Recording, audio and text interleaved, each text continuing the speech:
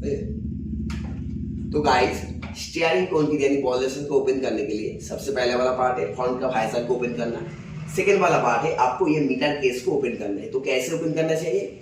ये स्विच के नीच पर एक बोल्ट रहता है, इस साइड पर मैं ओपन करके रखा हूँ, और दूसरे वाला पार्ट इस साइड पर रहता है। ये अपने हाथ से खींचने से ये बाहर की तरफ चलाएगा।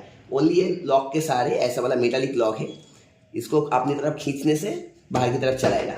दूसरी ऐसा वाला स्क्रू से, और आगे भी एक स्क्रू है इस साइड पर, ये देखो इस साइड पर एक स्क्रू है।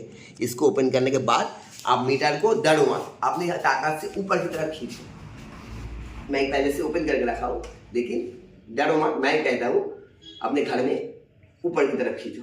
खींचने के बाद ये नीच पे आ जाएगा ऐसे। अब देखो गाइस, इसका जो जैक कपलर से, ये देखो ये ब्लैक कलर के जो जैक कपलर से, ये राइट साइड कंट्रोल स्विच का है, ये लेफ्ट साइड ये लो का है, और आगे तीनों मीटर का है, और ये लेफ्ट और राइट ब्रेक स्विच का है। लेकिन गाइस हम इसको ओपन करेंगे नहीं,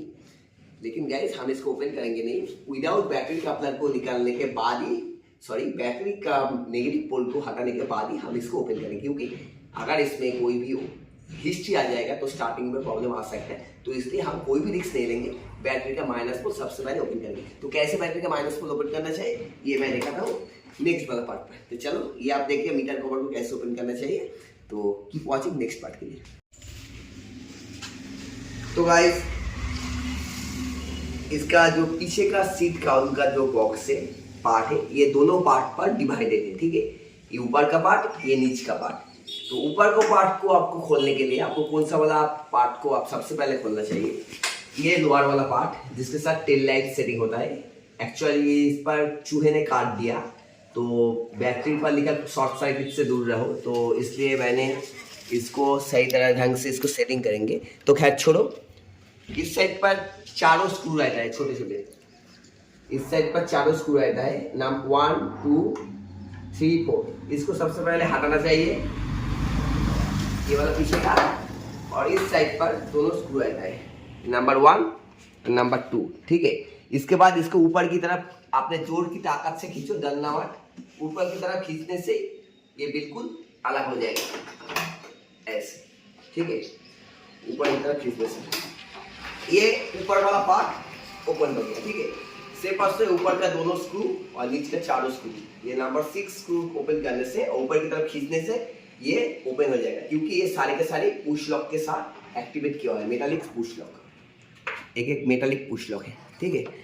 तो ये अपर पार्ट, पीछे का सीट का उनका अपर पार्ट ओपन करने का यही तरीका है। तो आप दिखाएंगे आपको नीचे का पार्ट कैसे ओपन करना चाहिए।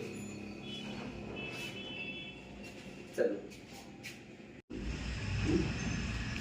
तो गाइस, ये नीचे का पार्ट को ओपन करने के लिए आपको इस साइड पर दोनों स्क्रू रहता है, एक नट बोल्ट और एक स्क्रू, और दूसरी साइड पर भी सेम, ठीक है। और पीछे का साइड पर एक ट्रिक से सबसे पहले इसको ओपन करने के लिए आपको राइट वाला पार्ट को उस साइड, सबसे पहले ये पीछे का पार्ट को ओपन करने के लिए आपको एक चीज आपको ध्यान में रखना चाहिए, ये बहुत महत्वपूर्ण होगा आप लोगों के लिए।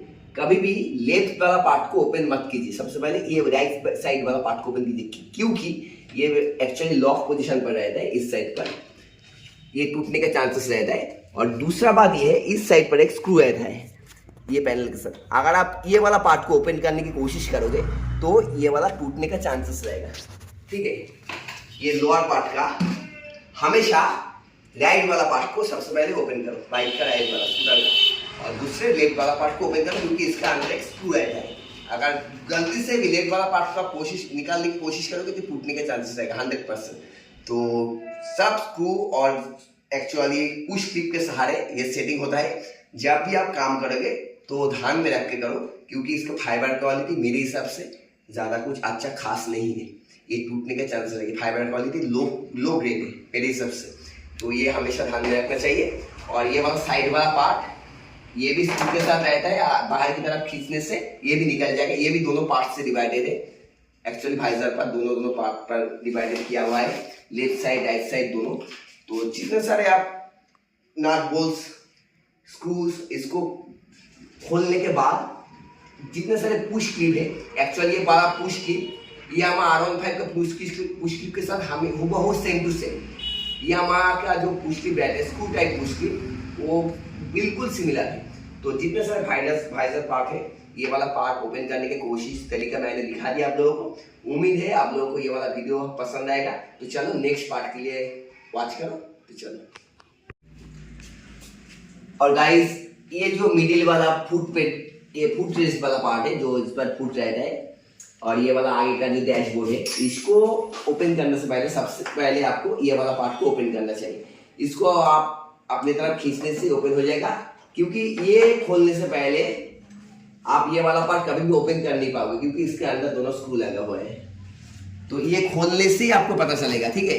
और एक बार इस साइड पर और इस साइड पर इसका वाइजर का अलाइनिंग सही तरह से करने के लिए दोनों वाशर, छोटा छोटा वाशर का इस्तेमाल किया हुआ है, ठीक है। आप इसको ओपन करने के लिए ये वाला पार्ट और मिडिल वाला पार्ट, इसको ओपन करने से निकल जाएगा। बिल्कुल सिंपल है। तो ये जितने सारे वाइजर्स पार्ट है, ये ओपन करने का वीडियो मैं पार्ट बाय पार्ट इसलिए किया ताकि आप लोगों को समझ में आ सके इसको कैसे ओपन करना चाहिए। तो आगे का वीडियो में हम दिखाएंगे एक्चुअली स्टीयरिंग कोन किट को कैसे एडजस्ट करना चाहिए, क्योंकि इसका बैटरी कनेक्शन हमें खोलना ही पड़ेगा, क्योंकि बैटरी पर इधर लिखा हुआ है totally do not short circuit any components, ठीक है। इधर पर सारे के डिटेल्स दिए गया, इधर भी do not charge using domestic charger से चार्ज करने के लिए मना किया है, ठीक है। तो इसके बारे में डिटेल हम बाद में करेंगे। तो चलो आगे देखने के लिए जारी रहो। नेक्स्ट वाला पार्ट जो बहुत इंटरेस्टिंग पार्ट आने वाला है इस नेक्स्ट वाला पार्ट पर, ताकि आप लोग डिटेल में समझ सके जो कैसा होना चाहिए। तो चलो।